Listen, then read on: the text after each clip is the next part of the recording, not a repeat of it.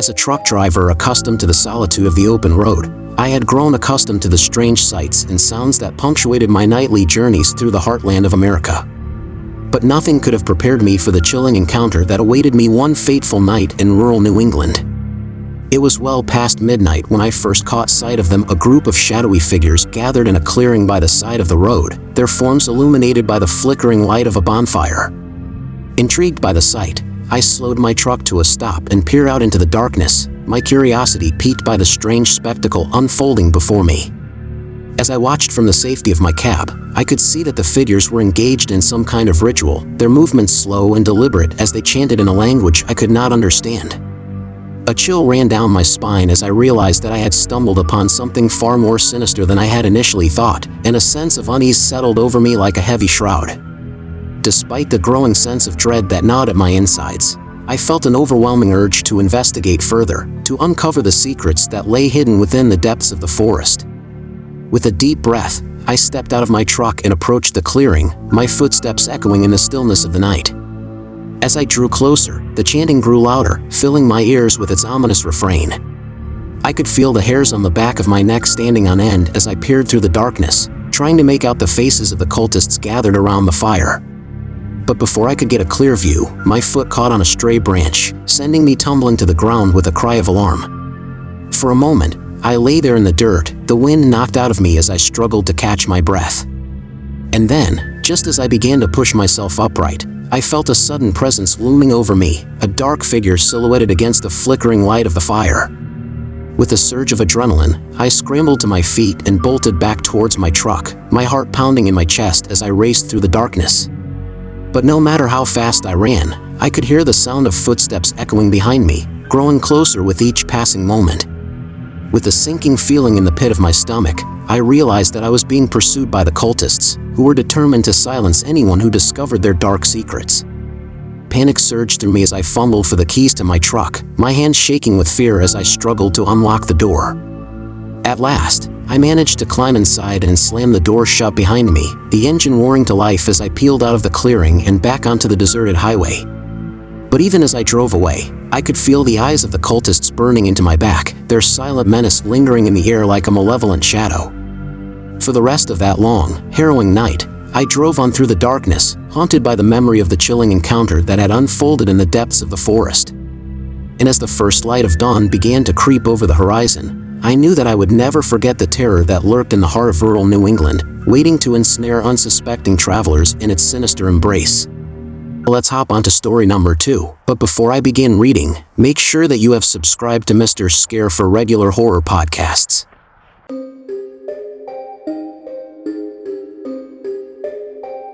As a seasoned truck driver, I was no stranger to taking shortcuts to make up for lost time on my delivery routes. So when I found myself running behind schedule one dreary afternoon in rural Pennsylvania, I didn't hesitate to take a detour through an abandoned quarry that I had heard whispered tales about.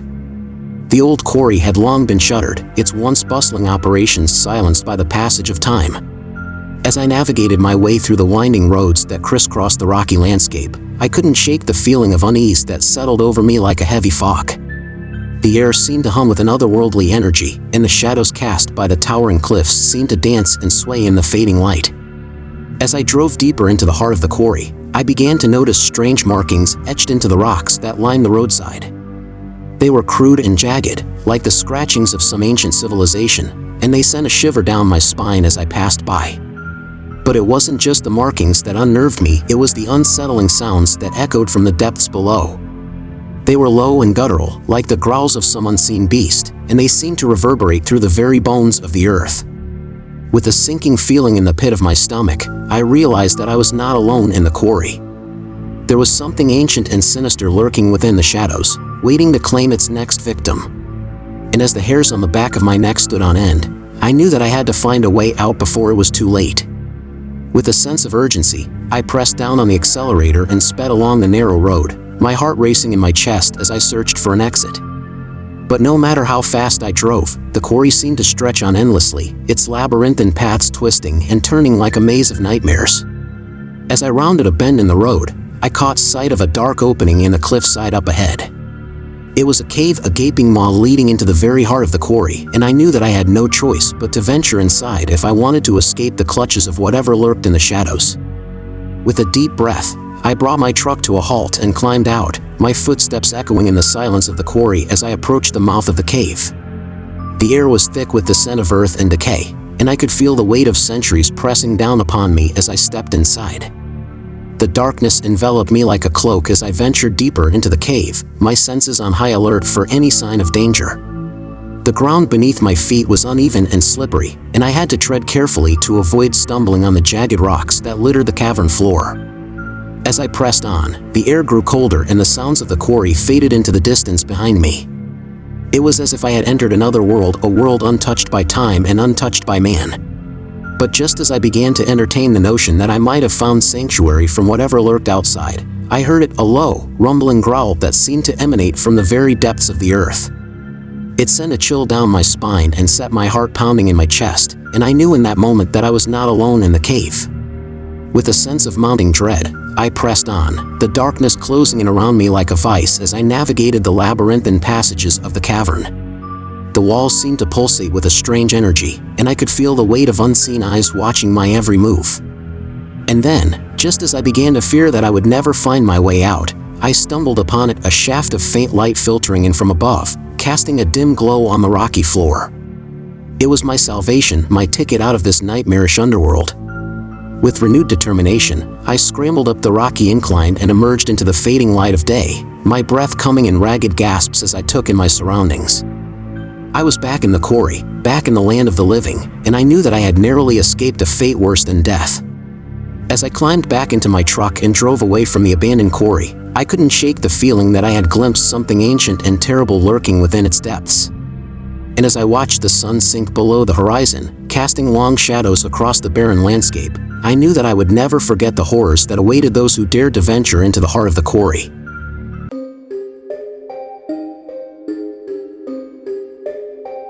The moment I turned onto the narrow forest road, I felt a sense of foreboding wash over me like a dark cloud descending from the sky. The dense canopy overhead blocked out the sunlight, casting the road into shadow and enveloping me in a world of darkness. It was as if the trees themselves were closing in around me, their branches reaching out like skeletal fingers to grasp at my truck as I drove deeper into the heart of the forest. At first, everything seemed normal.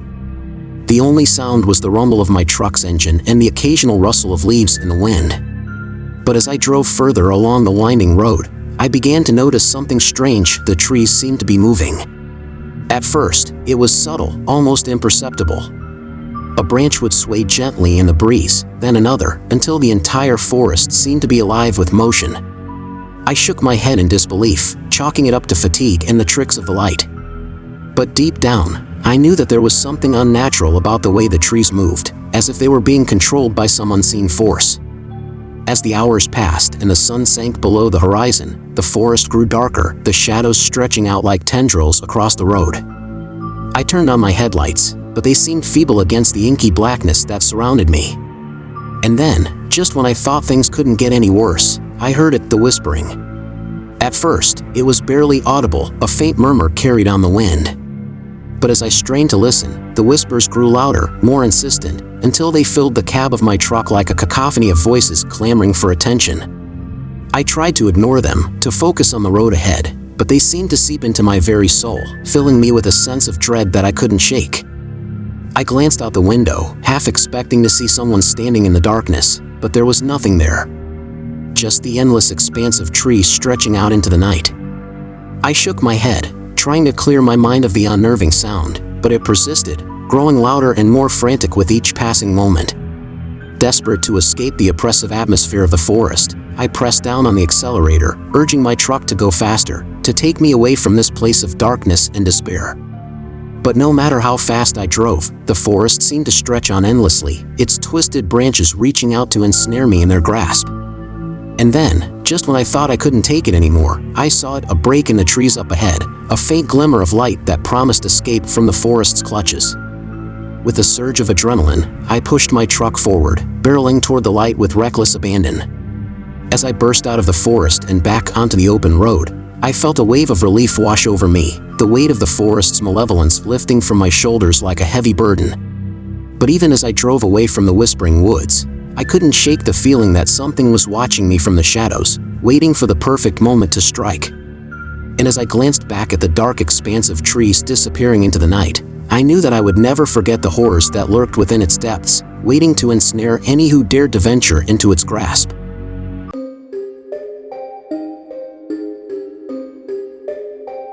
As the clock struck midnight, I found myself cruising down a remote stretch of highway in rural Louisiana, the only source of light coming from the headlights of my trusty truck.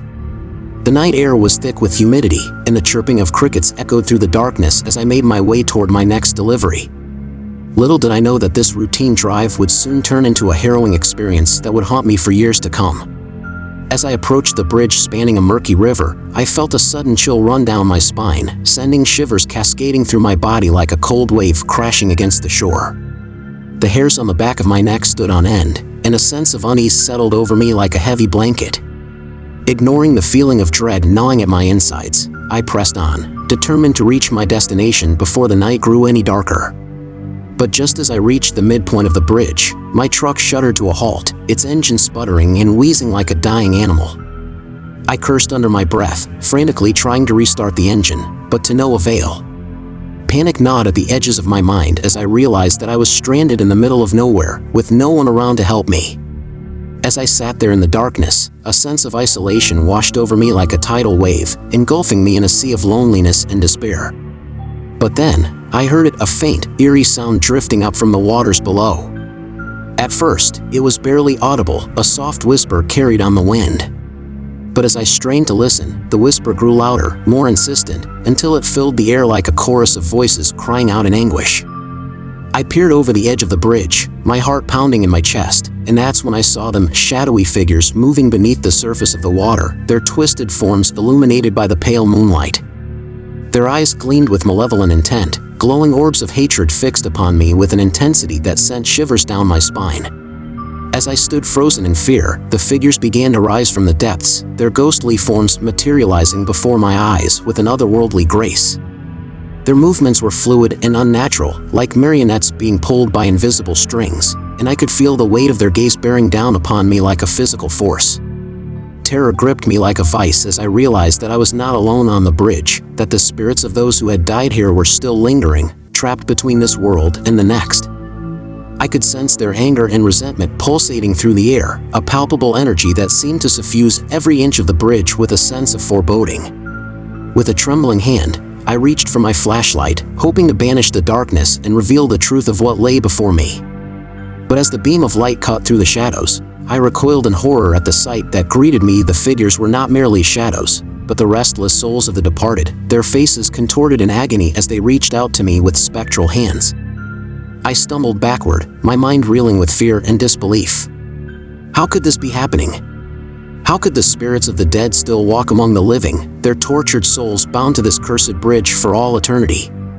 But even as I grappled with these questions, I knew that I had to find a way to escape, to flee from this accursed place before it claimed me as its next victim. With a renewed sense of determination, I turned and ran, the sound of my footsteps echoing off the walls of the bridge as I raced toward the safety of the shore.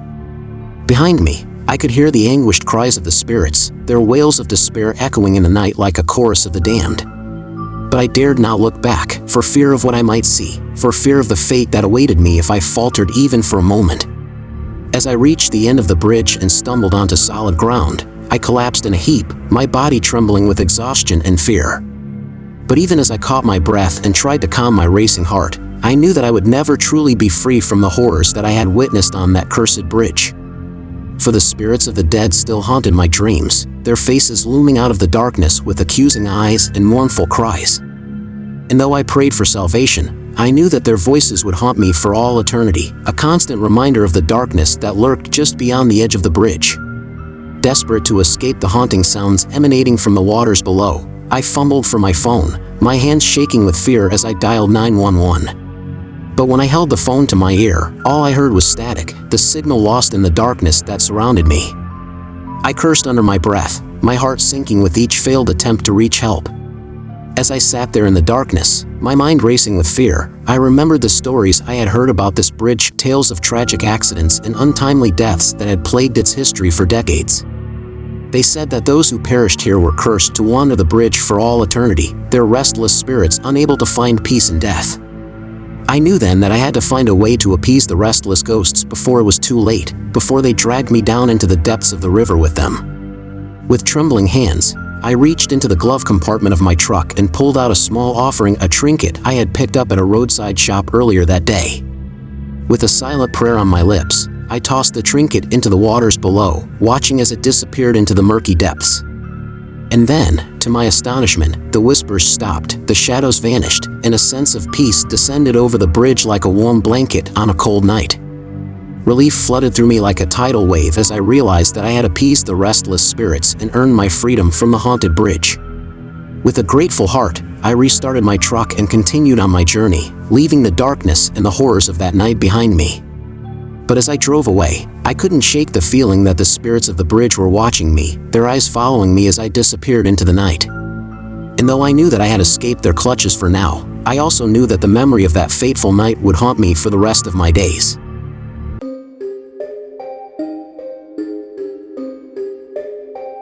As the sun dipped below the horizon, casting long shadows across the barren landscape of the Arizona desert, I found myself cruising along a deserted stretch of highway, the only traveler for miles around. The monotony of the long drive weighed heavily on me, and I welcomed the sight of a rest stop up ahead, its neon sign flickering in the twilight like a beacon of hope in the darkness. With a sigh of relief, I pulled into the rest stop, grateful for the chance to refuel my truck and rest for the night. As I parked in one of the empty spaces and shut off the engine, a sense of unease settled over me like a heavy blanket. The rest stop seemed deserted, the air thick with an eerie stillness that sent shivers down my spine. Ignoring the creeping sense of dread that gnawed at the edges of my mind, I stepped out of the truck and made my way toward the convenience store to grab a bite to eat. But as I entered the dimly lit building, I couldn't shake the feeling that I was being watched, that unseen eyes were following my every move from the shadows.